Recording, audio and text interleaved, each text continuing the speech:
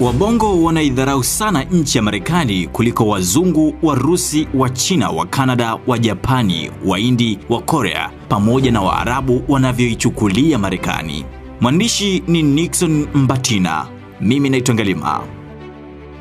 Sasa sijui ni nani mjanja na ni nani mjinga. Ukichunguza kwa umakini sana mahusiano ya kimataifa, utagundua mizozo mingi zaidi duniani huletwa na ubinafsi wa nchi kadhaa kwa kuidharau na kuhujumu maslahi ya nchi zingine, kwa kujivunia nguvu zao za kijeshi, kiutawala, kiuchumi, siasa, utamaduni, hata teknolojia na kadhalika. Mwanazuoni mmoja wa masuala ya taaluma ya siasa na jamii aliwahi kusema kinachosababisha migogoro mingi zaidi baina ya watu, jamii, nchi na nchi au bara na bara si tofauti ya kijamii, kitamaduni, siasa, dini, uchumi au rangi, hata lugha na kadhalika, bali ni kushindwa kuzitambua tofauti hizo na kukubaliana nazo na kuziheshimu athari za tofauti hizo.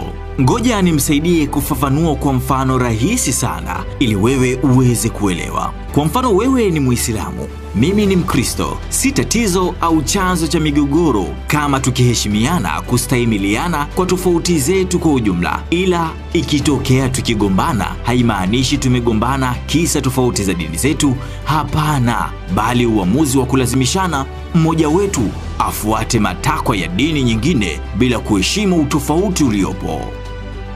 Baada ya vita ya kwanza ya dunia kuisha na kusambaratika kwa ukuu wa dola la Uingereza, Ujerumani na Ufaransa pamoja na Japani, kuliibuka ushindani wa mifumo miwili mikubwa zaidi ya uendeshaji wa siasa na uchumi kwa ujumla, ambayo mifumo hiyo ilikuwa ni ujamaa ambao ukikomaa zaidi unaitwa communist, na vile vile kulikuwa na ubepari ambao huo ukikomaa unaitwa ubeberu.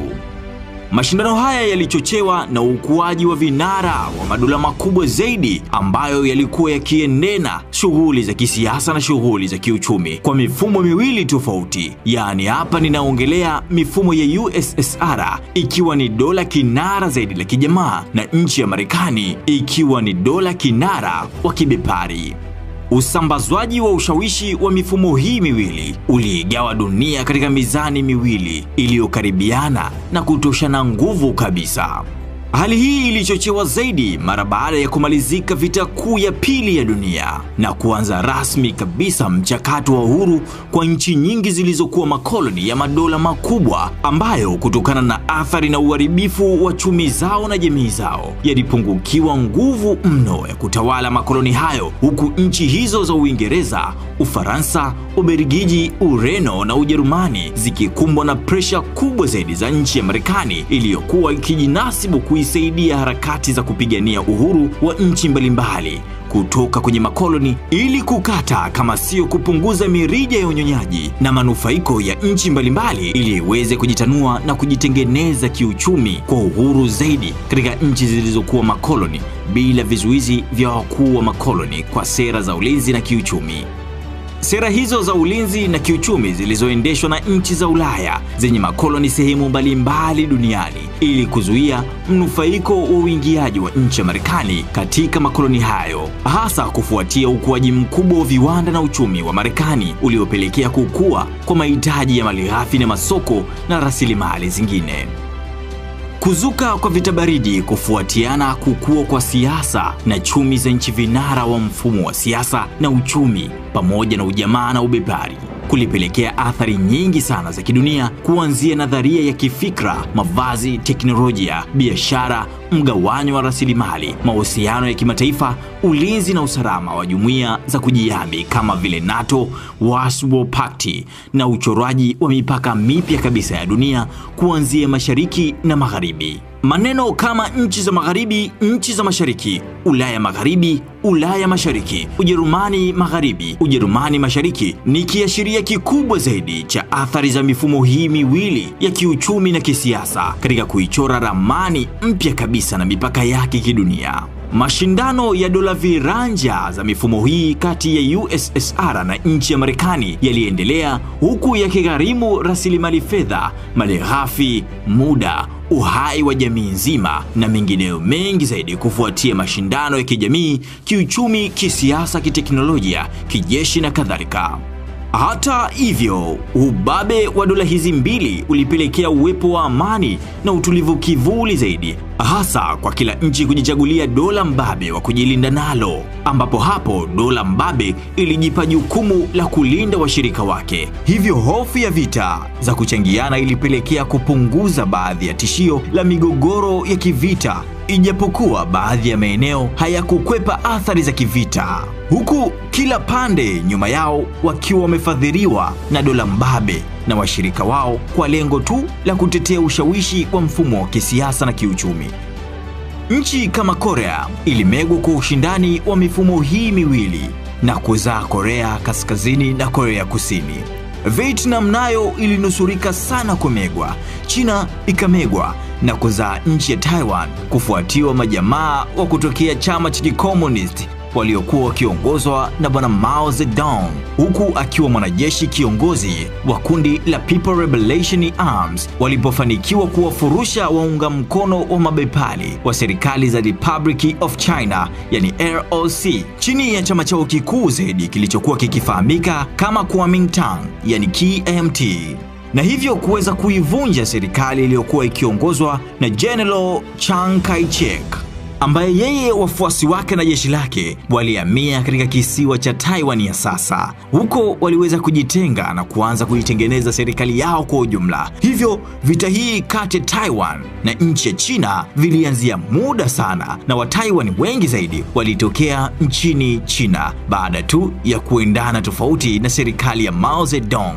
Basi washikaji hao wakaelekea katika ardhi na kuanzisha makao yao mapya huko. Kama kusingelikuwa na mapambano dhidi ya madola kilanja haya mawili, dhidi ya mifumo yao, majeshi ya Mao Zedong yaliyounda nchi mpya ya Republic of China yasingelikuwepo hivyo tena leo, na wala yasingeliweza kutengana na kisiwa chao cha Taiwan. Hivyo nchi hii imetengana kutokana na nguvu kubwa zaidi dhidi ya wakubwa hawa wawili.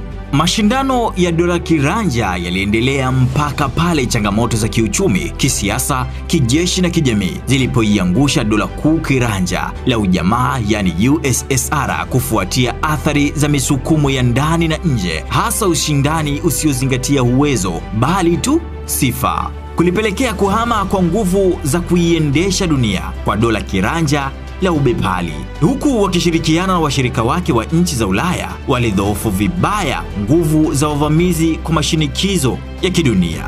Hali hii iliendelea mpaka pale mwaka 2002 ambapo mrithi wa dola kiranja zaidi wa ujamaa USSR, japo wakati huu akichanganya ujamaa na ubepari, kuonesha kwa mara ya kwanza kabisa kuwa sasa anaanza kuamka na kutamani tena kurudi katika siasa za ushawishi wa ushindani wa kidunia, pale ambapo nchi shirikisho la Urusi ilipotoa onyo kwa mara ya kwanza zaidi baada ya muda mrefu zaidi kujifungia na kujipanga, kujitathmini na kujitengeneza upya zaidi, kwa kuiambia dunia katika mkutano wa usalama wa nchi za Ujerumani kuwa imejiandaa kukabiliana na vitisho vya usalama wa dunia na ustawi wa kidola. Hivyo hapa mwaka 2002 Urusi chini ya rais kijana zaidi na Bwana Vladimir Putin, ndipo hapa Bwana Rais Vladimir Putin akaonekana kama mtoto mdogo hivi anayewatishia watu wazima na madevu yao nyau mdogo.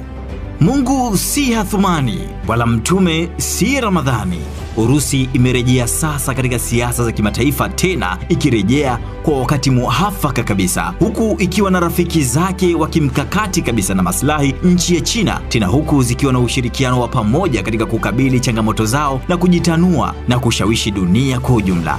Na kwa bahati mbaya zaidi, nchi hizi mbili zimekuja wakati ambao washirika wao wa karibu kabisa wote wamechechemea kiuchumi. Hivyo washikaji wamekuja hapa kwa mitindo miwili, yaani kwa mitindo ya kijamaa na vile vile kwa mitindo ya kibepari.